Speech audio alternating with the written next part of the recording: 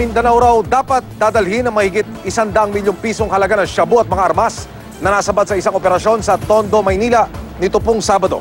May live report si John Consulta. John.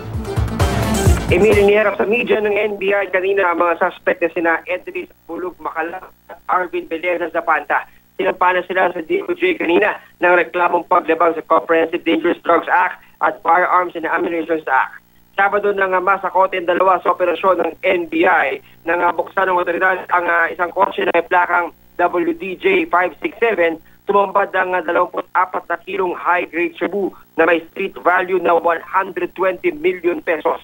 Tumambad din na Emil ang 24 na mataas na kalibre ng baril, kabilang ang mga Ingram M16, caliber 45 at 38 revolver. Tumanggi magbigay ng pahayag ang dalawang suspect. Para sa impormasyong nakuha ng JB News, sa Dato Ismael Dasmariñas, Cavite muna dapat dadalhin ang sasakyan na doon ibagsak ang mga kontrabando na ayon pa sa impormasyon ng NBI ay dadalhin naman sa Mindanao umano.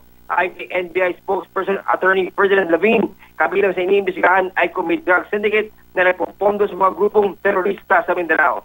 Patuloy ang follow-up operation ng NBI. Yan muna rin mula sa Manila, balik sa Emil.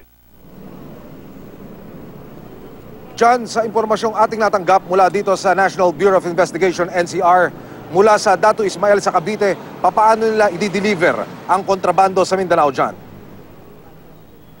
Yan ang isang impormasyon na, Emil, na hindi mo na binabanggit ng NBI dahil patuloy yung kanilang follow-up operation. At sabi sa ating impormasyon na nakuha ay malaki yung kanilang mga datos na nakuha mula dito sa cellphone ng dalawang suspect na aresto. Subalit ang isa sa mga ating nakuhang datos din na Emil, ay mayroong iba pang grupo na kukuha ng mga droga at baril at hindi mo nang naisipabunyag ng NBI dahil medyo malapit na nilang masakote yung isa pang grupo. So, sa ngayon na Emil ay tiko muna ang magpamunuan ng NBI para daw hindi maudlot yung kanilang mga susunod na hakbang. Subalit yung sa initial natin nakuha nung Sabado, Emil, dapat ay yung dalawang suspect ay doon muna hihimpil sa Dato Ismael sa Dasmariñas, Cavite at saka tutuloy dediretso sa may bahagi ng Mindanao. At isa sa mga nakuha nating